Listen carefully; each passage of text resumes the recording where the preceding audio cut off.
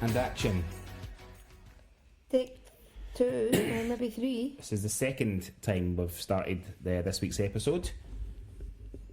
And you wonder why it annoys me. Never using Rode software ever again. The software that comes with the microphones, you'd think would work really well with the microphones. Clearly it doesn't. Welcome to episode 19, part 2 of the Hit the Ball podcast. My name's Stuart and over there is Aimee. Hi. Hello. Hello. We're just going to have a quick run through of what we spoke about in the first 10 minutes of the now deleted episode. What did we talk about? The children. The children were talking a lot when we went to soft play, weren't they? Riley was really hyper today. So funny. And then we took her to the soft play to try and tire her out. Didn't work, did it? Because she was chatty all the way back. Just like you're being right now. People are not going to care. Let's just move on. Doesn't matter. Let's just move on. It was funny. It was a good start to the show, I think. But we're just because then I was talking about how, like, we were talking about words being sexualised in German. Gold. Absolute gold. And now we've got to try and recreate gold. I didn't mean that, though. Well, I didn't say it. You said it. You meant gendered. Yes, I meant gendered. I said sexualised. It doesn't matter. It was a really funny bit, but it's in the past. Doesn't matter. It's Hakuna Matata. It's fine. This is a running podcast. If you have not listened to the show before, but have you been running recently? We very rarely talk about running. Yes, I've done a run a couple of days ago. Thank you very much. I've now got a plan of action. So starting from today, which is the 1st of February to us, but to use it's the 2nd of February, I'm going to start a new plan. I put it in my phone. I've done a whole plan and it only saved half of it. So I've done like every single day between the 1st of February and the 26th of May when the marathon is. I put in what days I'm going to run and what I'm going to run and when I'm going to rest and things like that. And it's only saved half of the list, which is that's annoying. Sad. The first half of the list or the second half of the list? The first half is still there. So the second half of the list well, is at least gone. You have time to recreate. Yeah, but I forgot what I was... How many days before the marathon do you stop, like, rest days before you actually... well, you're meant to do a short run the day before the marathon. Oh, really? So I'm going to have a rest day 2 days before that. It'll be the last day that I'm not doing anything. Maybe go like a walk or something. Keep my legs going. And then you're meant to do like a 3 or a 2 or a 3K. Nothing strenuous. Okay. And then obviously you've then got the marathon the next day. But I've only the longest run I'm going to do before the marathon is about 30k. I'm going to try and do a 30k, which I think worked out. Did I work that out at about 22? No. I can't remember. Do you want me to Google it? No, it was like 17 miles maybe. See, when you do this takes me back to Grapevine days. When you say stuff to me that I'm expected to, I feel like I need to answer for the listener, and I don't know it. But in Grapevine I had a computer right in front of my face. But you know what we've got in front of us now? Aye, but it's not the Alexa, same. Alexa! Alright. What is 30k in miles? Here's something I found on the internet. 30 kilometers per hour is the equivalent to 18.64 miles per hour. No, that's speed. See what I mean? Alexa, what is 30 kilometers in miles? 30 kilometers is 30,000 meters. See? She's useless. You no wonder she gets shouted at by everybody. Alexa, what is 30,000... No. Doesn't matter. Oh my God. It doesn't matter. I don't have an answer for that. It doesn't matter. Doesn't matter. It's long. It's a fucking long run. That's Anything what I'm going to do. that Alexa says comes with a bloody backstory that takes ages. I'm like... This is what I found from the internet. Just tell us. Yeah. You are the internet, Alexa. No, I didn't mean you, Alexa. Cancel. Sorry. I'm not sure. Anyway, how are you? Alright. Good. How are you? Good. Thanks. Before we re-recorded the episode, you said you found something that was quite exciting. Well, I have just stumbled upon, quite by accident, a website called undelivered.com. Okay. UNDELIVRD. Undelivered.com. I hate when websites do that. No. On this website, you can buy undelivered products. So, What? you can buy for £99 and 99 pence A PlayStation. an Amazon Black Friday customer returns box. Ooh, so like a mystery box. A mystery box. And What? Amazon returned items come straight from the Amazon warehouse, and a box contains roughly 10 customer products in each. Could be toys, tech, gadgets, clothes, or more. It's a mystery until you open it. Each box contains the possibility of great resale value or a way of buying expensive products for a snippet of the price. Some items in boxes found so far include Garmin smartwatches, Apple AirPods, rare Pokemon collectibles, digital cameras, JBL speakers, designer clothing, hoverboards, smartphones, watches, etc.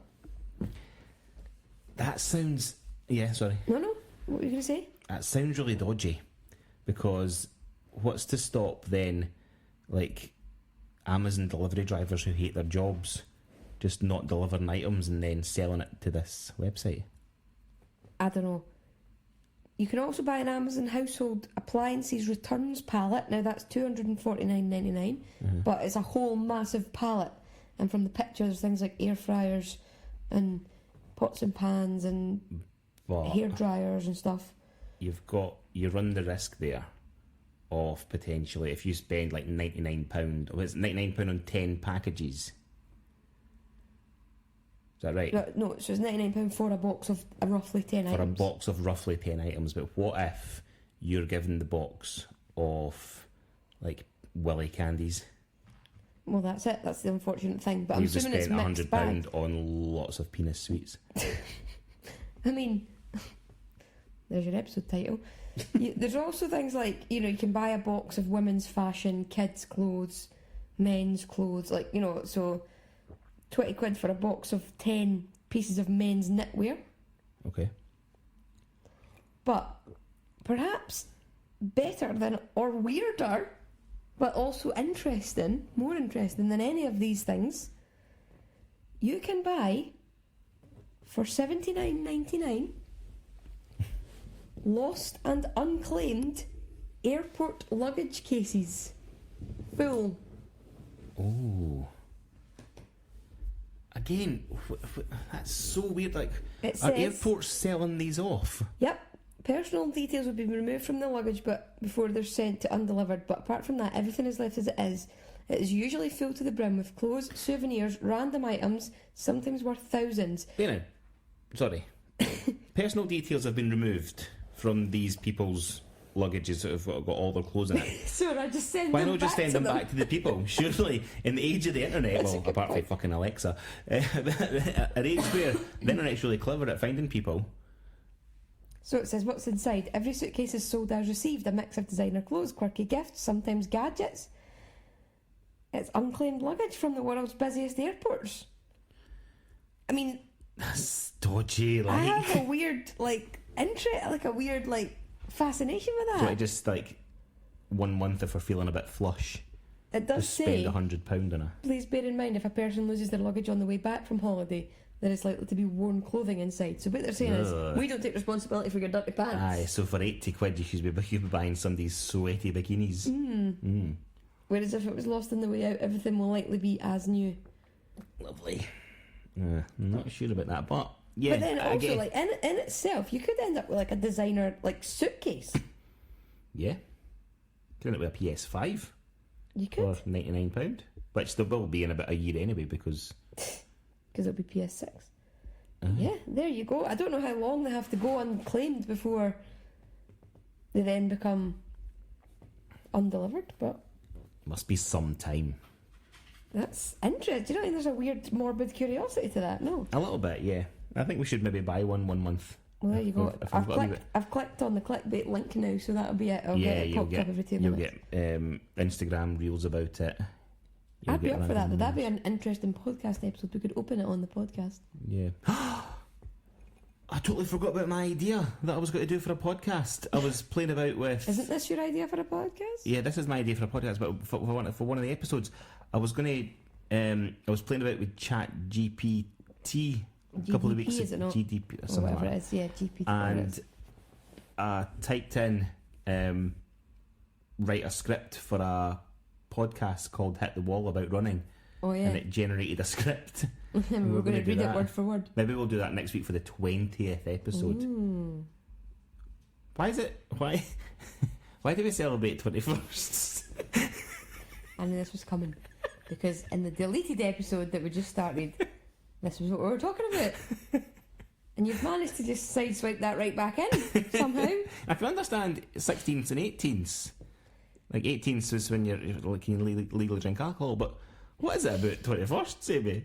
Why is it no 20th? It's because in America you're 21, you can start drinking. Stuart. Right, okay. Well, what about, you said something about the key to the door for your 21st. That is what they say, isn't it? The Why? key, Well, then, key to the door, well, then 21. why? Well, then why is it no key to the door 24? Because you're Why is not a it? fucking bingo caller.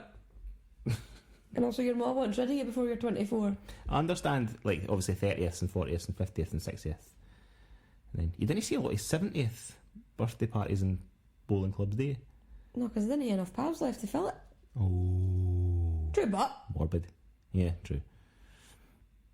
Okay. I've been to quite a few funerals in the last year or two of like older people. Yeah. And I've realised like there isn't going to be that many folk about that.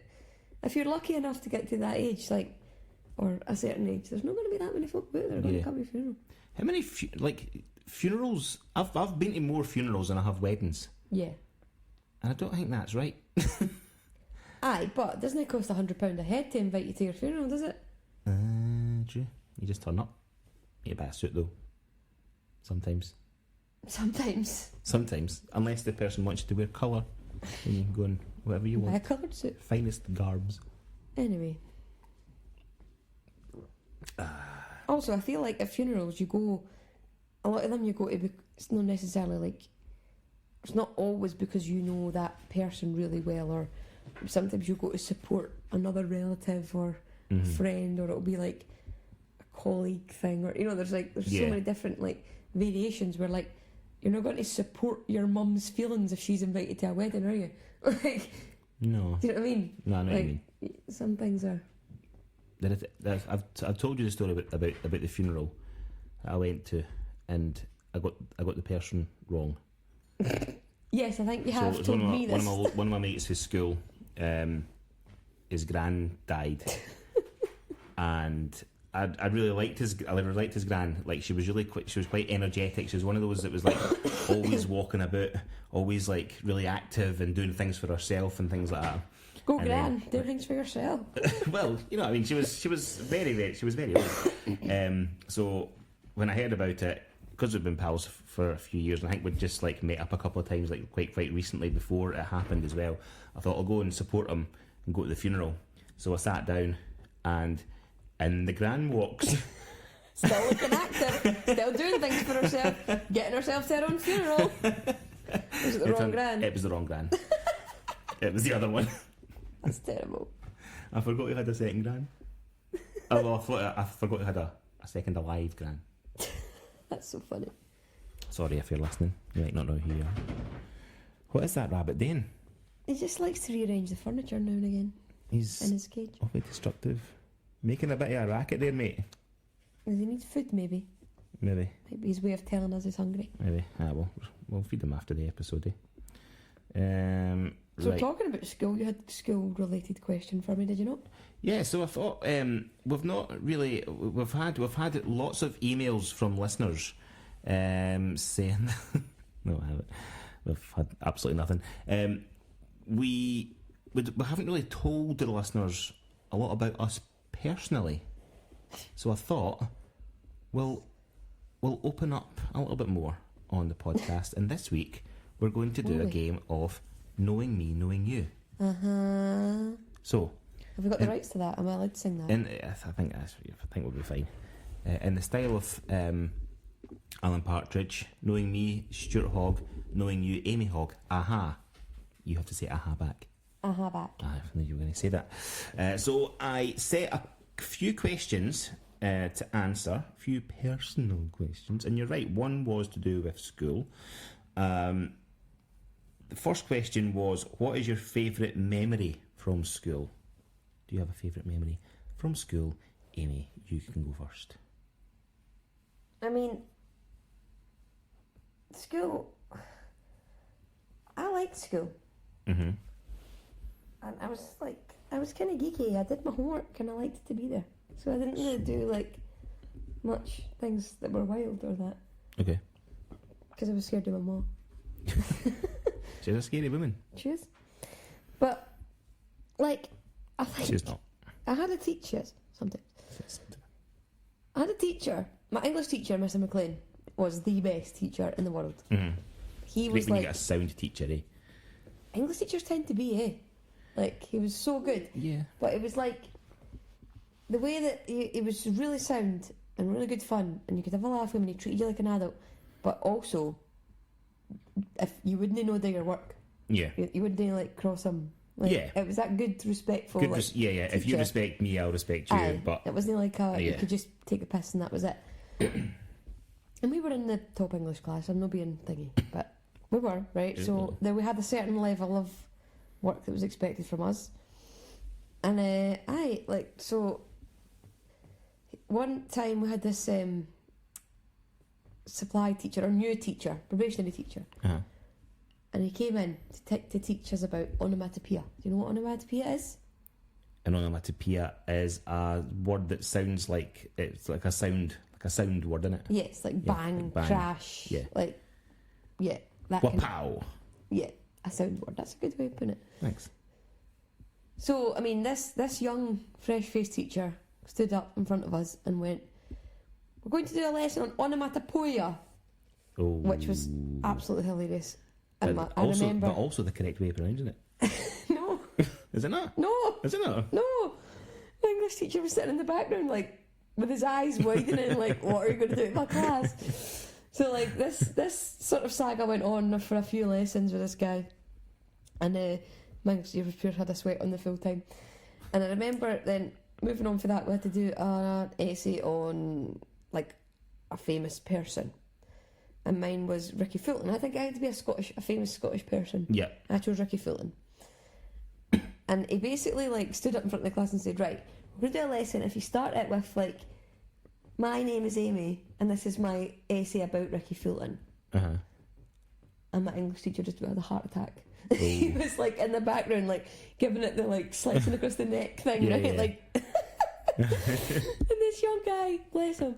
So he leaves, my proper English teacher came back in and was like, "If any of you hand in an essay that has anything like that written on it, I will rip it up in front of you." So we were like, okay. So that whole week was pretty funny, because, like, we knew that this was, like, a total piss take. Yeah. Like, and our teacher didn't take it Teachers seriously. didn't like it. So that was all kind of went on, and he was being really good banter with us, and he was coming in and correcting everything that this teacher had told us as soon as the guy left. It was a shame.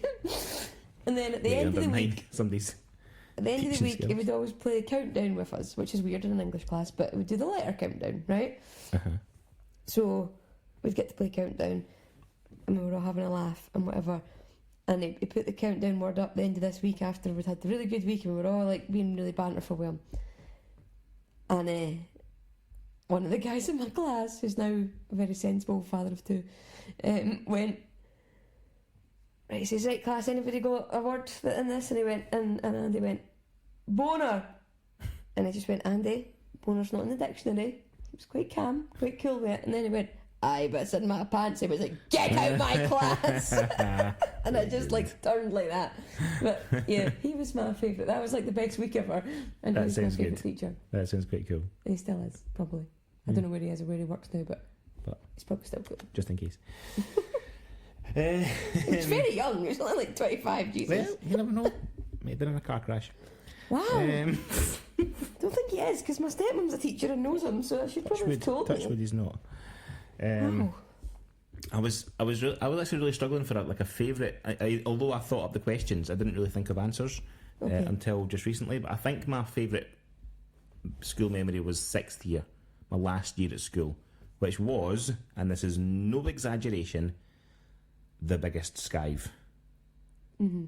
I decided I just wanted to do everything apart from schoolwork. Okay, fair enough. So I went in for this me slagging you for being top tier in English. I was Top tier in everything, actually. I was a Except maths. prefect. I was a prefect in 5th year, and I decided to go for the top job, head boy, in 6th year. And I remember that, now this is going to sound like I've made this up to boost my ego, but this genuinely happened, and people at my school, who, if any of you is listening to this, can back me up. But when I got voted to be head boy, it was in an assembly at the start of the year, and they were chanting my name. No. As I was going up to collect my wee Pin badge. My wee pin badge. I think I still have that somewhere. Cute. I've still got my shirt that was signed by all my classmates as well. So you've come a long way from your flying without wings days then at school. Oh, that was that made me. That's the reason. That started my journey as to why they were chanting my name. What, when you were 12 and stood up and sang Flying Without Wings in a full three-piece white suit? First year. No, it wasn't a three-piece white suit. It was a cream jumper and white chinos. Sorry. Thank you very much. I've only seen a very grainy video of it. I was too busy pissing myself laughing to properly watch it. Have you had any mates after that? I've no idea. Oh, I done no bad. Still got bullied, but I done no bad. Yeah, so that was my favourite memory. I did also play Mary Doll, and our school turned 40 when I was in 2nd year, so we did like 40 years of, it was called the Ruby Musical, and it was really, really good. We did like all different things through like 40 years, and I was Mary Doll. It was pretty fun. Yeah. And all I remember is just shouting a lot at a guy called Stephen who was Rab C. And then I remember I had to chase him out with a slipper and shout, "It's like that, and that's the way it is!" And then my teacher came on in a cat suit and sang Run DMC. Wow. My male teacher. We're an academy, everybody. We're an academy. Yeah. That was a good time as well. We're quite theatrical people, actually, when you think of it, because I was in school productions and things like that as well. Yes. It kind of ties into my other question. Okay. And this question actually took me on a journey. But what is your most embarrassing moment? Not from school, just from life. Just from life, not from school.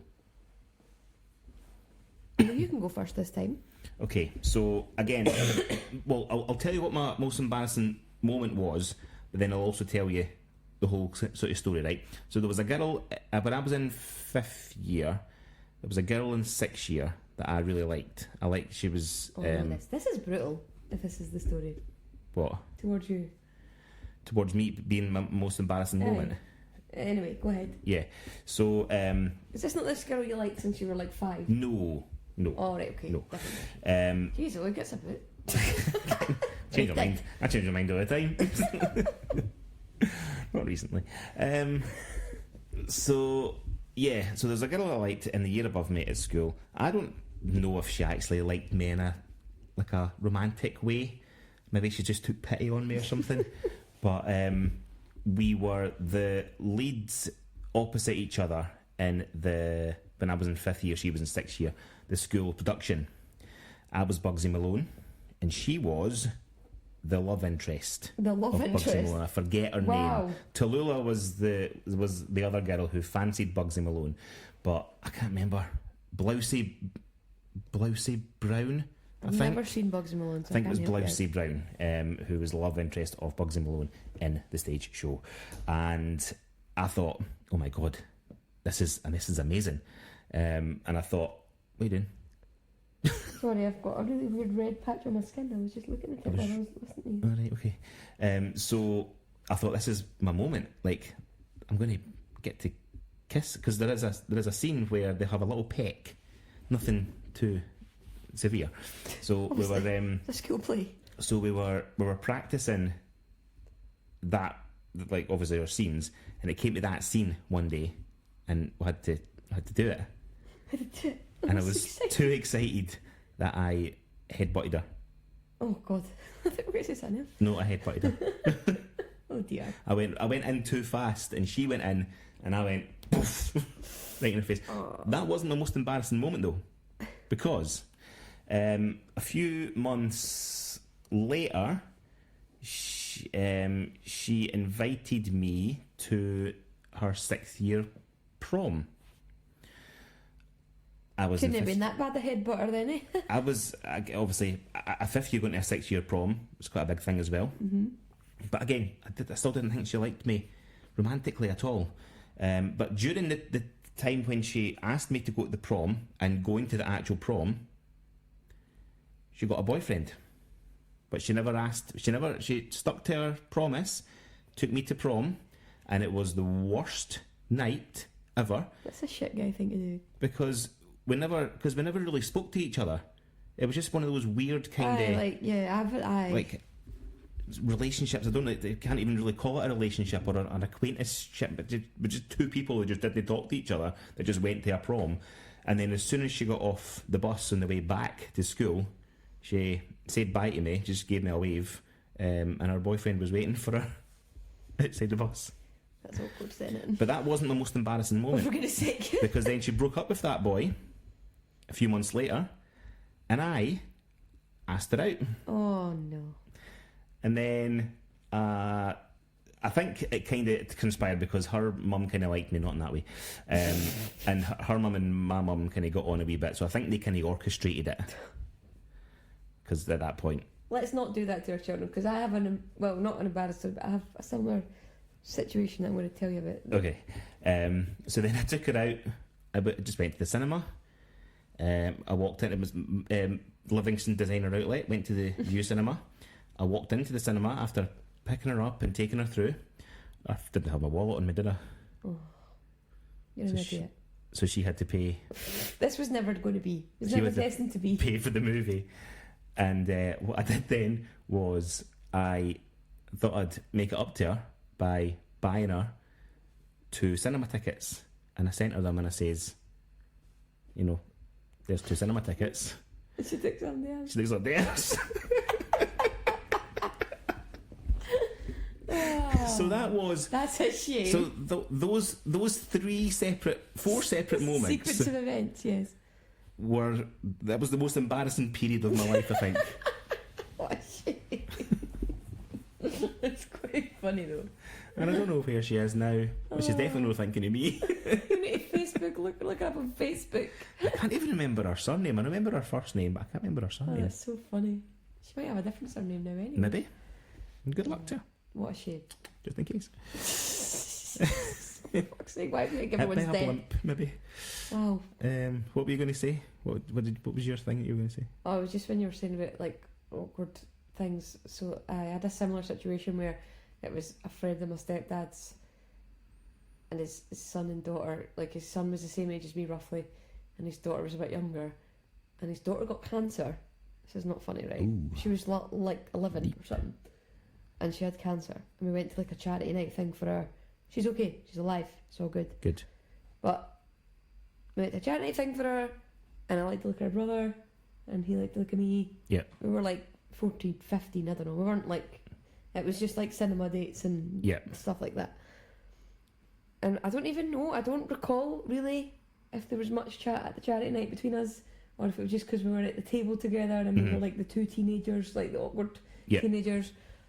And I went on a date with him, also up to Livy, and we did not speak the full time. Nobody spoke a word. We just walked about.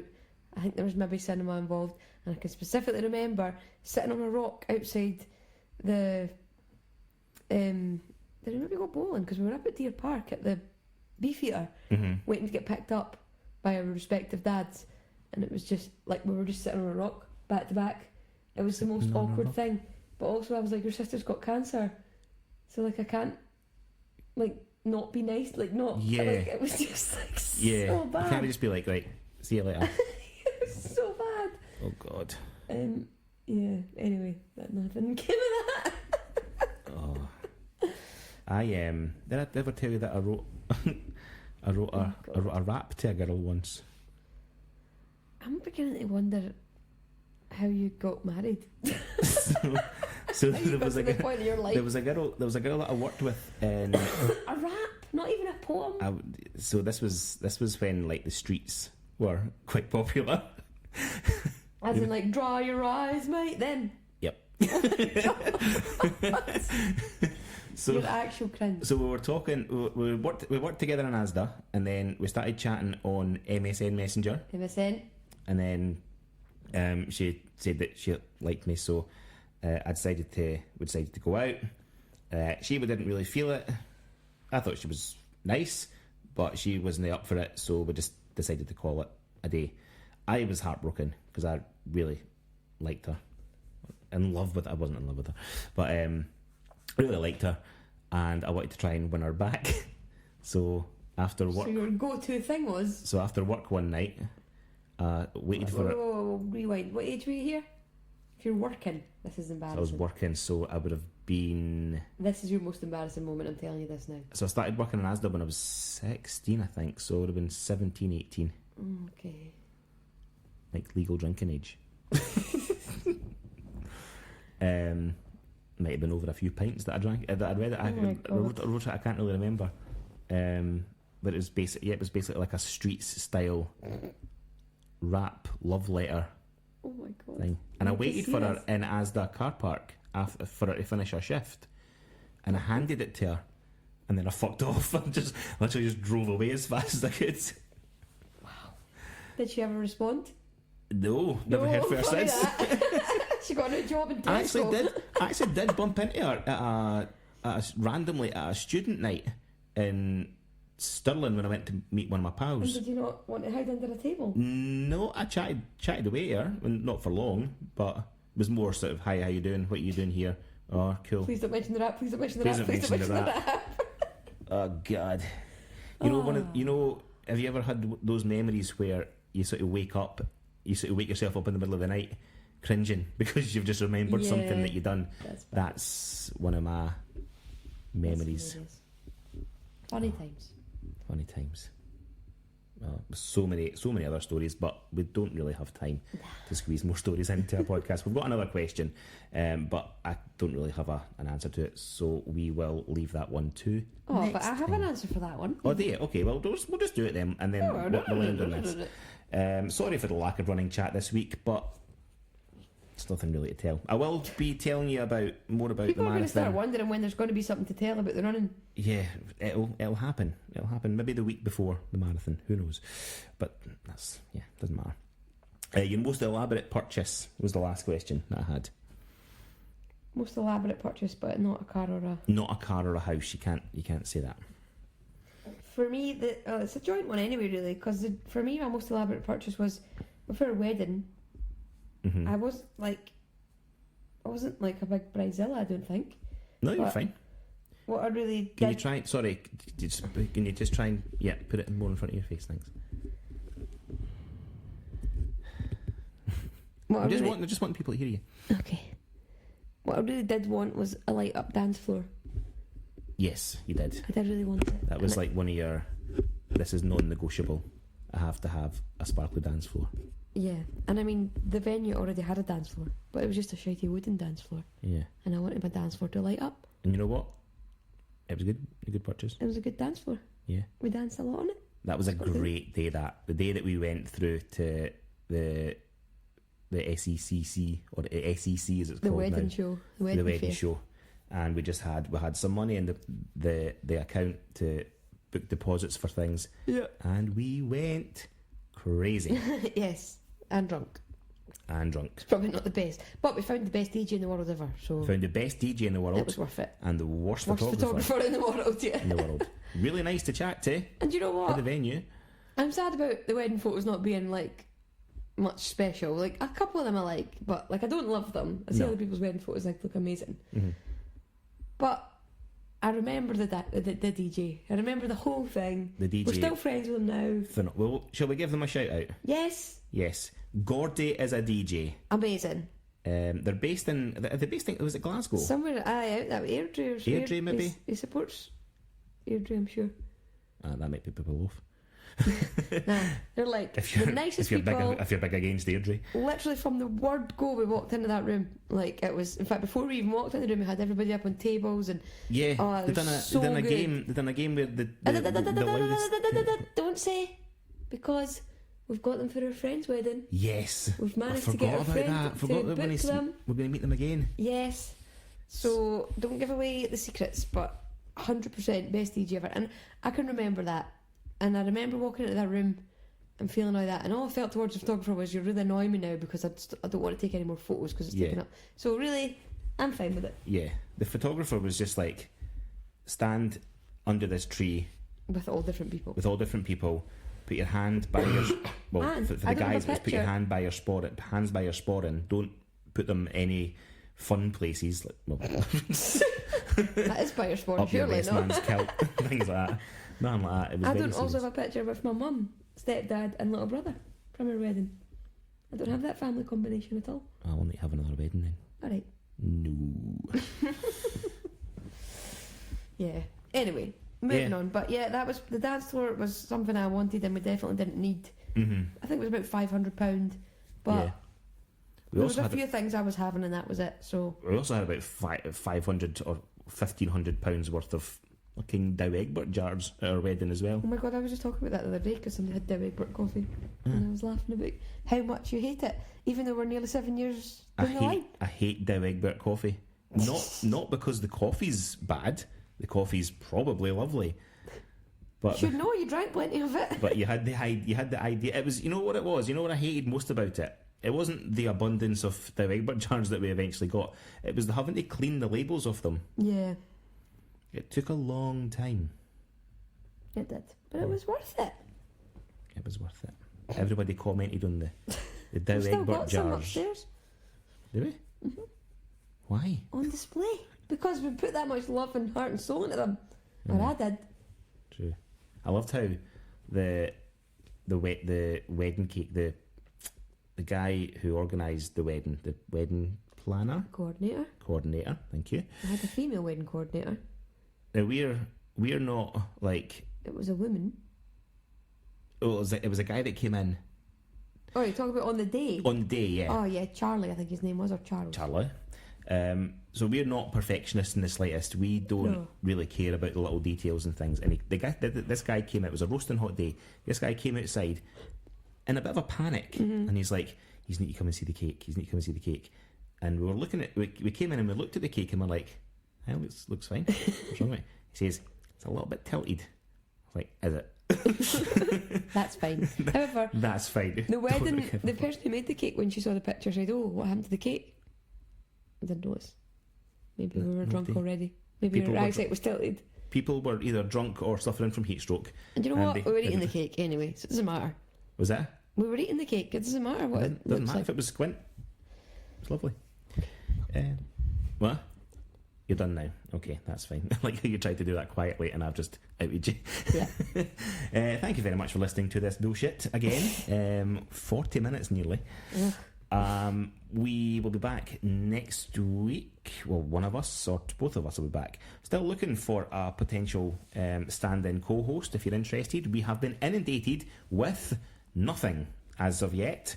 Although I did threaten to put Riley in front of the microphone today because she was chatting that much. So as long as people want to listen to 42 minutes of Michael, John, John, Michael, John, Michael, it'll make titling. John, It'll Michael, It'll make titling. John. Okay, good night. It'll make titling the episode really easy. Thank you for listening. Remember, if you want to support the podcast in a financial way, you can visit the Buy Me a Coffee website. It's buymeacoffee.com/hitthewall. You can donate us as little as £5 and it'll help us keep the podcast going. You can also follow us on social media. We are on Instagram. We are at hitthewallpod. You can DM us. You can like our statuses and stuff because I'll be putting a few more like running posts up and stuff once I'm back to it again. And you can email us if you've got any embarrassing memories, your most embarrassing memories and anything like that, favourite memories of school, stuff like that. Share them. Email us hitthewallpod@gmail.com and we will be back in some form next week. Thank you very much for listening. And Good afternoon, good evening, and good night. in case you never heard that, Good afternoon, good evening, and good night. There you go. That's better. Thanks.